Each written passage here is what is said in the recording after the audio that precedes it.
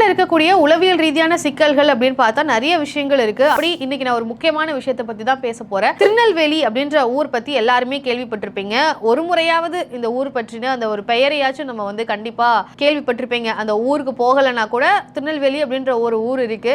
முக்கியமா திருநெல்வேலி தெரியலனாலும் அல்வாவுக்கு ஃபேமஸான ஒரு ஊர் அப்படின்றதுனால திருநெல்வேலி போய் சேர்ந்திருக்கும் அப்படின்றத நான் நம்புறேன். ஸோ திருநெல்வேலின்னு சொன்னா எல்லாருக்கும் அல்வா தான் வந்து ஃபர்ஸ்ட் தாட்டா வரும். பட் எந்த ஒரு ஊரா இருந்தாலுமே அந்த ஊரை பத்தி சொல்லும்போது அந்த ஊர்ல அது நல்லா இருக்குமே, அது ஃபேமஸ், மதுரைனா மல்லிப்பூ ஃபேமஸ் அப்படின்னு அந்தந்த ஊர்ல வந்து எது ஃபேமஸா இருக்குமோ அதுதான் வந்து ஃபர்ஸ்ட்ல மைண்டுக்கு வரணும். ஆனா இப்பெல்லாம் பாத்தீங்கன்னா திருநெல்வேலியில இருந்து வந்திருக்கோம் அப்படின்னு சொன்னாலே வந்து மற்ற ஊர்க்காரங்க வந்து சொல்றது, திருநெல்வேலியா, ஐயோ அவெல்லாம் பயங்கரமான ஊராச்சேப்பா, அங்க வந்து அருவா தானே பேசும், அருவாள் தானே வேலை அதிகம், ரொம்ப ரகடான பீப்புளா இருப்பாங்க, இப்படிதான் வந்து பெர்செப்ஷன் போய் சேர்ந்துருக்கு. இது எப்படிமா நீ இவ்வளோ கான்ஃபிடென்ட்டா சொல்ற, உனக்கு என்ன தெரியும் திருநெல்வேலியை பத்தி, நீயா ஏதாச்சும் சொல்லாதுமா, சும்மா என்னத்தையாவது பார்த்துட்டு வந்து சொல்லாது அப்படின்னு நீங்கள் நினைக்கலாம். ஆனால் நான் வந்து இதை பேசுகிறதுக்கு ரொம்ப சரியான ஆள்னு நினைக்கிறேன். ஏன்னா நானே வந்து திருநெல்வேலியை சேர்ந்த ஒரு பொண்ணு தான். ஸோ நானே திருநெல்வேலியிலேருந்து வந்திருக்கேன் அப்படின்னு சொன்னாலே மற்றவங்க வந்து அப்படி தான் வந்து அதை ரிசீவ் பண்ணுறாங்க. இதை வந்து சில பேர் பெருமையாகவும் எடுத்துக்கிறாங்க. அதையும் நான் சொல்லணும்னு விருப்பப்படுறேன். பெருமையாக எடுத்துக்கிறதுல இதில் ஒன்றும் இல்லை அப்படின்னு தான் நினைக்கிறேன். என்னையை பார்த்து ஒருத்தவங்க வந்து பயந்தோ இல்லை என்ன பார்த்து உங்கள் ஊர்க்காரங்கெல்லாம் வந்து பயங்கரமானவங்க, ரகடானவங்க அப்படின்னு சொல்கிறது வந்து மற்றவங்களுக்கு வேணால் பெருமையாக இருக்கலாம். ஆனால் எனக்கு வந்து ரொம்பவே அசிங்கமாக இருக்குது அப்படின்னு தான் சொல்லணும். ஏன்னா நம்ம ஊர் அப்படின்ற வரப்போ அங்கே எல்லாமே நல்லா இருக்குது, எல்லாருமே நல்லா படித்தவங்களாக இருக்காங்க, நல்லா சாதிச்சிருக்கிறாங்க.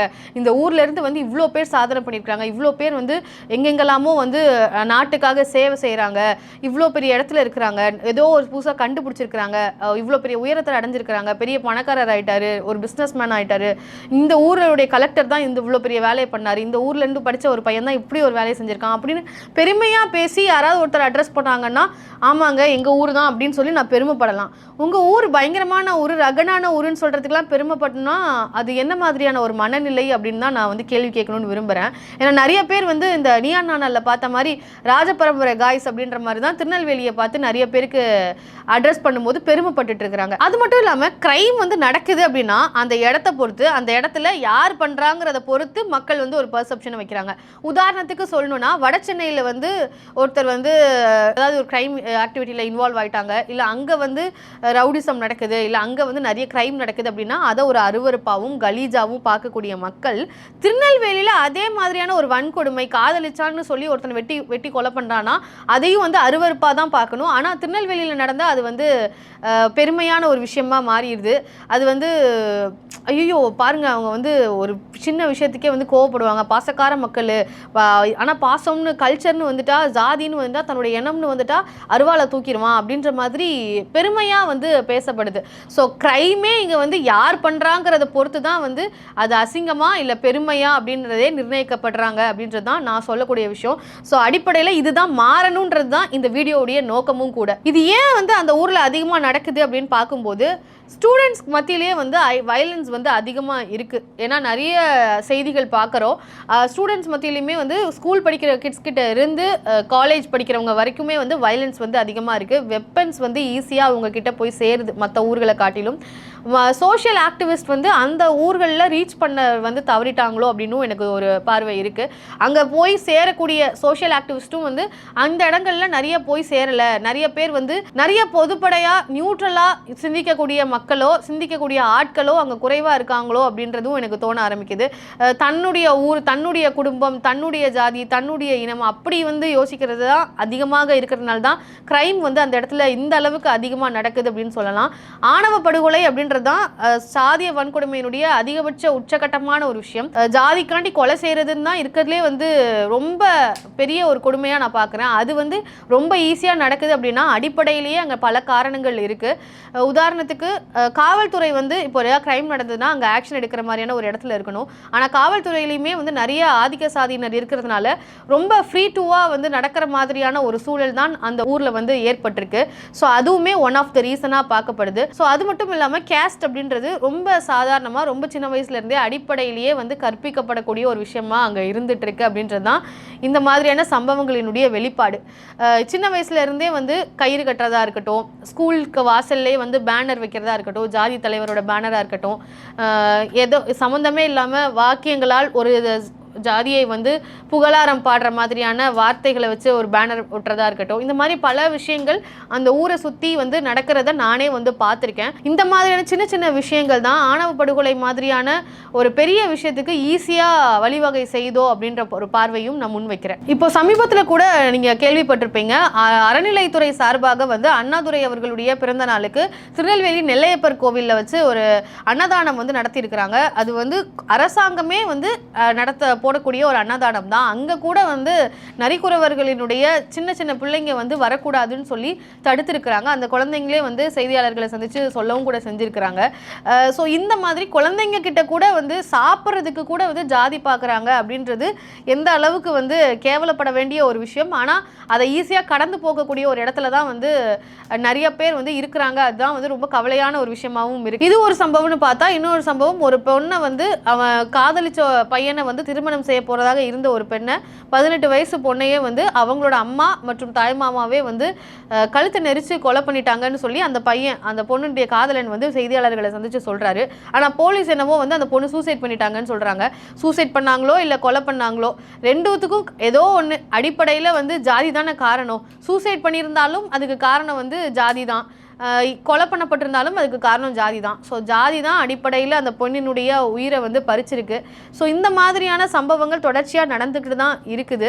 ஸோ இதெல்லாம் வந்து களையப்படணும் அப்படின்னா அடிப்படையில இருந்தே மக்களுடைய மனநிலை வந்து மாறணும் அப்படின்னு தான் நினைக்கிறேன். இப்போ ஒரு ஊரை பார்த்து இல்லை ஒரு ஊரை சேர்ந்தவர்களை பார்த்து அடிப்படையில் அட்ரஸ் பண்ணும்போதே பயங்கரமானவங்க அப்படின்னு சொல்றதை பார்த்து பெருமைப்படுறது முதல்ல மாறினாதான் இந்த மாதிரியான விஷயங்கள் எல்லாம் மாறும். அதே மாதிரி திரைப்படங்கள்லையும் இப்போ மெய்யழகன் படம் பார்த்துருப்போம். மெய்யழகன் படம் பார்க்கும்போது அந்த இடத்துல கார்த்தி அரவிந்த் சுவாமி வந்து ஒரு கிராமம் வந்து எப்படி இருக்கு, கிராமம் வந்து லேண்ட்ஸ்கேப்பாகவும் எவ்வளோ இயற்கை சூழல் மத்தியில் ஒரு இன்னசென்ஸான மக்கள் மத்தியில் வந்து வாழக்கூடிய தன்மை தான் கிராமத்துக்கு இருக்கு. கிராமத்தில் எல்லாருமே நல்லவங்க, எல்லாருமே வந்து வெகுளியாக இருப்பாங்க. ஒரு பஸ் கண்டக்டரில் தொடங்கி பூக்கடைக்கார அக்கா தொடங்கி ஒரு அங்கே சாதாரணமாக வாழக்கூடிய மனுஷன் வரைக்கும் எல்லாருமே வெகுளியானவங்க அப்படின்ற மாதிரி மெய்யழகன் படத்தில் காமிச்சிருப்பாங்க. அரவிந்த் சுவாமி அந்த இடத்துல போகிறப்போ எல்லாரும் வாராசா அப்படின்னு சொல்லி அவரை கூப்பிட்டு அட்ரஸ் பண்ணி, அண்ணா இங்கே சாப்பிடுங்கண்ணே, இங்கே தூங்குங்கண்ணே அப்படின்னு சொல்லி அட்ரஸ் பண்ணுற மாதிரி காமிச்சிருப்பாங்க. ஆனால் ரியாலிட்டியில் மாரி செல்வராஜ் மாதிரியான ஒரு இயக்குனர் அவர் ஒரு பத்திரிகையில் சொல்கிறாரு, எனக்கு எங்கள் ஊருக்கு போகணும் அப்படின்னாலே பயமாக இருக்கும் அப்படின்னு சொல்கிறாரு. ஸோ எவ்வளோ பெரிய கான்ட்ராடிக்ஷன் வந்து ரியாலிட்டிக்கும் மூவிக்கும் இருக்குது அப்படின்றதையும் நம்ம பார்க்கணும். ரியாலிட்டியில் எல்லாருக்குமான ஒரு பிளேஸாக கிராமமும் ஒரு அவங்களுடைய சொந்த ஊரும் மாறும்போது தான் அந்த ஊர் பெருமையை வந்து நம்ம பேசணும்னு நான் நினைக்கிறேன். அதை விட்டுட்டு ஒரு சமூகத்தை சேர்ந்தவர் வந்து ஊருக்கு போய் நல்லா ஜாலியாக மக்களோட மக்களாக இருந்துட்டு வர முடியும் அப்படி அந்த மாதிரியான ஒரு சூழலும், இன்னொரு ஜாதிக்கு ஒரு மென்டல் ட்ராமாவை ஏற்படுத்துகிற மாதிரியான ஒரு இடத்தை பற்றி பெருமையாக பேசுகிறதுக்கு என்ன இருக்குது அப்படின்றது தான் என்னுடைய கேள்வி. ஸோ ஊர் பெருமையெல்லாம் பேசுகிறதுக்கு முன்னாடி எது பெருமை அப்படின்றத தெரிஞ்சுட்டு பேசணும். சாதிக்கிறது பெருமையா இல்லை வெறுமனா ஆதிக்க சாதியினர் மத்தியில் ஒரு பெருமை இருக்குது, அந்த பெருமையே ஊர் பெருமையாக காட்டிக்கிறது அப்படின்றது ஒட்டுமொத்த ஊருக்கான பெருமையாக ஆகாது. ஸோ இந்த மாதிரியான சாதிய வன்கொடுமைகள் அதிகமாக நடந்துட்டு இருக்கு திருநெல்வேலி பகுதியில். ஸோ திருநெல்வேலி மக்கள் மற்றில எல்லாருமே இப்படி அப்படின்னு நான் சொல்ல வரல. நிறைய பேருக்கு வந்து அந்த பர்செப்ஷன் வந்து இருக்குது, நம்ம ஊரை பற்றி இப்படி நினைக்கிறாங்களே, நம்ம ஏன் இப்படி சாதி பார்க்குறாங்க அப்படின்ற இதெல்லாம் இருந்துட்டு தான் இருக்குது.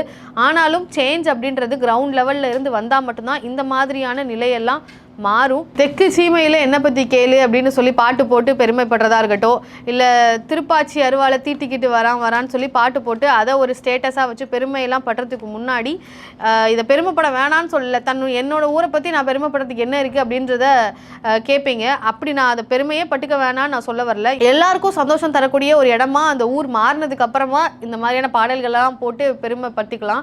ஆனால் அந்த மாதிரியான ஒரு இடமா திருநெல்வேலி இல்லை அப்படின்றது தான் அடிப்படையில் ஒரு உண்மையான விஷயமா இருக்கு.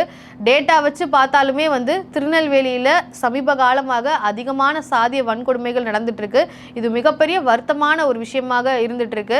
அரசியல் ரீதியாகவும் சரி இல்ல கட்சிக்காரங்களும் இதெல்லாம் மறுத்தாலுமே மக்களுக்கே தெரியும் என்ன நடக்குது, மக்கள் அதை எப்படி பர்சீவ் பண்ணிட்டு இருக்காங்க, மக்கள் அதை எப்படி பார்க்குறாங்க. சின்ன சின்ன விஷயங்கள்ல கூட ஜாதி பார்ப்பாங்க அப்படின்றது அங்க இருக்கக்கூடிய மக்களுக்கு ரொம்ப நல்லாவே தெரியும். ஸோ இது யாருமே மறுக்க முடியாத ஒரு உண்மைதான். இவ்வளவு தூரம் வந்து திருநெல்வேலியை பத்தி நான் பேசியிருக்கிறேன். ஆனா திருநெல்வேலிக்கு இன்னொரு அடையாளம் கூட இருக்கு. திருநெல்வேலி இருக்கக்கூடிய பாளையங்கோட்டை பகுதி தான் தென்னகத்தின் ஆக்ஸ்போர்ட் அப்படின்னு சொல்லுவாங்க, ஆக்ஸ்போர்ட் ஆஃப் சவுத் இந்தியா. இவ்வளவு பெரிய பெயர் வந்து பாளையங்கோட்டை பகுதிக்கு கொடுக்கப்பட்டிருக்கு. ஆனா பாளையங்கோட்டை சமீப காலத்துல எப்படி அடையாளப்படுத்தப்பட்டிருக்கு அப்படின்றத நீங்களே கொஞ்சம் கொஞ்சம் சிந்திச்சுக்கோங்க. திருநெல்வேலி பகுதியை பொறுத்த வரைக்கும் நான் இங்கே எவ்வளவோ பேர் சென்னையில் நிறைய பேரை பார்க்குறேன். இங்கே நிறைய பேர் திருநெல்வேலியிலேருந்து வந்திருக்கிறாங்க. எல்லாருமே வந்து லிட்ரேச்சர்லாம் பயங்கர ஆளுமையோடு இருக்கிறாங்க. திருநெல்வேலியிலேருந்து நிறைய பேர் வந்து லிட்ரேச்சரில் ஆளுமையோடு இருக்கக்கூடியவர்கள் ஏகப்பட்ட பேர் இருக்கிறாங்க. அந்த மாதிரியான விஷயங்கள்லாம் வந்து வெளியில் போய் சேர்ந்துருக்கான்னு கேட்டால் கிடையாது. ஆனால் எது போய் சேருது அப்படின்றத நீங்களே சிந்திச்சு மக்கள் வந்து தானே உணர்ந்து எது வந்து வளர்ச்சி, எதை மக்களை வந்து எப்படி பார்க்கணும், எல்லாரும் சமம் தான், வெறுமனே வந்து ஜாதியை வந்து கேரி பண்ணுறதுனால என்ன நம்மளுக்கு கிடைச்சிட போகுது, ஜாதியினால் நம்மளுக்கு என்ன கிடைச்சிது அப்படின்றதையும் வந்து கொஞ்சம் சிந்திச்சு பார்த்து அடுத்த தலைமுறையாவது திருந்த விடணும் அப்படின்றது தான் நான் கேட்க வரக்கூடிய விஷயம். இப்போ இந்த அளவுக்கு ஒரு மோசமான ஒரு சூழலில் இருந்திருக்கிறாங்க. அட்லீஸ்ட் அடுத்த தலைமுறையை இன்ஃப்ளூயன்ஸ் பண்ணாத வகையில் சமுதாய சூழலும் அதுக்கேற்ற மாதிரி மாறணும். மக்களும் வந்து அந்த மாற்றத்தை வந்து விரும்பணும். ஸோ இந்த வீடியோ பற்றிய உங்கள் பார்வை என்ன? நான் நிறைய கருத்துக்களை முன் வச்சிருக்கேன். ஸோ எனக்கு என்னென்ன தோணுதோ, என்னென்ன விஷயங்கள் எனக்கு தோணுச்சோ அது எல்லாத்தையுமே நான் உங்கள் முன்னாடி வச்சிருக்கிறேன். உங்களுக்கு என்ன தோணுது? திருநெல்வேலின்னு சொன்னால் அல்வா மட்டும்தான் தோணுதா, இல்லை நான் சொன்ன மாதிரி ரகடான ஆட்கள் இருக்கிறாங்கன்றதான் நிறைய பேருடைய மனநிலையாகவும் இருக்குது. இதை பற்றியெல்லாம் உங்களுடைய பார்வை என்ன அப்படின்றத கண்டிப்பாக கமெண்ட்டில் சொல்லுங்கள். இந்த நிலை மாறணும் அப்படின்றதுக்காக தான் இந்த வீடியோ.